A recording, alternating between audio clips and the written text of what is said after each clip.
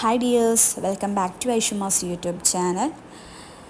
ഇന്നൊരു travelling video ആണ് കേട്ടോ.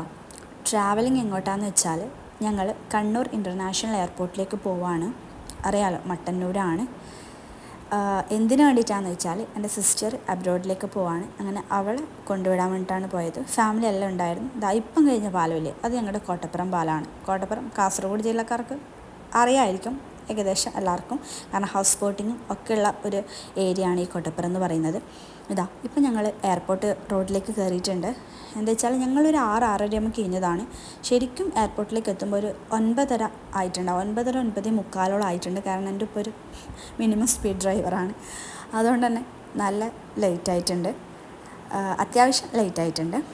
അങ്ങനെ ഞങ്ങളിതാ പോയിക്കൊണ്ടിരിക്കുകയാണ്. എയർപോർട്ട് റോഡ് അറിയാലോ, നല്ല റോഡാണ്, നല്ല സ്മൂത്താണ് ട്രാവൽ ചെയ്യാൻ വേണ്ടിയിട്ട്. അങ്ങനെ ഇവിടെ നിന്ന് എന്തോ ഒരു സ്ലിപ്പ് വാങ്ങാനൊക്കെ ഉണ്ടല്ലോ, പാർക്കിങ്ങിൻ്റെ ആണെന്ന് തോന്നുന്നു, കറക്റ്റ് എനിക്കറിയില്ല. അങ്ങനെ ഞങ്ങൾ ഇൻ്റർനാഷണൽ എയർപോർട്ടിലേക്ക് കയറുകയാണ്. ഇപ്പം ഐഷുമ്മ നല്ല ഉറക്കമാണ് കേട്ടോ, അതുകൊണ്ടാണ് കലഹമൊന്നും കേൾക്കാത്തത്. മൂപ്പർ നല്ല ഉറക്കത്തിലാണ്.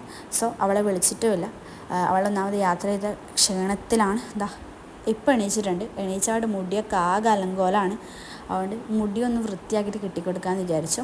വൃത്തിയാക്കിയാലും കണക്കുണ്ട് കേട്ടോ, അവളുടെ മുടി ഒരു മുടിയാണ്. സോ അവൾ തന്നെ ലാസ്റ്റ് എനിക്ക് കെട്ടേണ്ട പറഞ്ഞിട്ട് കഴിഞ്ഞിട്ട് ഓടിയിട്ടുണ്ട്.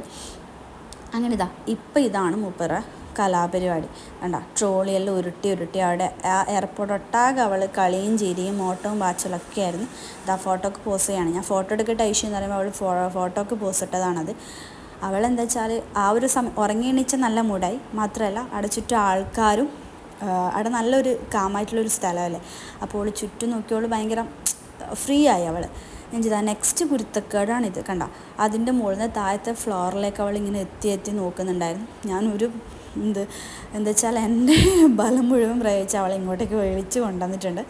സോ അതിനുശേഷം ചെറിയൊരു വിശപ്പുണ്ടായിരുന്നു. ഒരു 9:30 ആയിട്ടുണ്ടായിരുന്നല്ലോ. മാത്രമല്ല ആളിപ്പോൾ ഇറങ്ങി എണീച്ചതാണ്. അപ്പോൾ അത്യാവശ്യം നല്ല വിശപ്പുണ്ടായിട്ടുണ്ടാകും. അങ്ങനെ അവൾക്കൊരു റാപ്പും ഓറഞ്ച് ജ്യൂസും വാങ്ങിച്ചു കൊടുത്തു. റാപ്പ് ഒട്ടും കഴിച്ചിട്ടില്ല, പക്ഷേ ഓറഞ്ച് ജ്യൂസ് മൂപ്പർക്ക് ഭയങ്കര ഇഷ്ടമാണ്. അപ്പോൾ അത് കുടിച്ചിട്ടുണ്ട്. അങ്ങനെ അതും കുടിച്ചിട്ട് പിന്നെ എൻ്റെ സിസ്റ്റർ പോകുന്നൊക്കെ നോക്കുന്നതാണ്. അവൾ എൻ്റെ സിസ്റ്ററുമായിട്ട് ഭയങ്കര അറ്റാച്ച്ഡ് ആയിട്ടുള്ളൊരു വ്യക്തിയാണ്. കാരണം എന്താ വെച്ചാൽ എൻ്റെ വീട്ടിലേക്ക് പോകുമ്പം അവൾ ഏറ്റവും കൂടുതൽ എന്നെക്കാളും അറ്റാച്ച്ഡ് അവളോടാണ്. അങ്ങനെ അവൾ പോകുന്നത് ഇങ്ങനെ നോക്കി നിൽക്കുകയാണ്.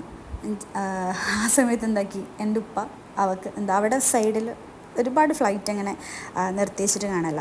പക്ഷെ അങ്ങനെ അത് നോക്കാൻ പോയി. അത് നോക്കുമ്പോൾ എൻ്റെ അനിയത്തിൽ പറഞ്ഞൊരു വാക്കുണ്ട്, ബസ് സ്റ്റാൻഡ് പോലെ ഫ്ലൈറ്റ് സ്റ്റാൻഡ് അവിടെ കാണുന്നത്. അത് കേട്ട് ഞങ്ങളെല്ലാം ബാക്കിൽ നിന്ന് ചിരിക്കുന്നുണ്ടായതാണ്. പിന്നെ അവൾക്ക് ഈ എസ്കലേറ്ററിൽ പോകാൻ ഭയങ്കര ഇഷ്ടമാണ്. അങ്ങനെ വണ്ടി പാർക്ക് ചെയ്ത താഴായതുകൊണ്ട് പിന്നെ ഞങ്ങൾ എസ്കലേറ്ററിൽ താഴേക്ക് പോവാണ്. അവൾക്കതിൽ ഒറ്റയ്ക്ക് തന്നെ കയറുന്നത് ഭയങ്കര വാശിയായിരുന്നു. പക്ഷെ എനിക്കും പേടിയായിരുന്നു, കാരണം സ്ലിപ്പാവോ ഇല്ലയോ എന്ന് അറിയില്ലല്ലോ.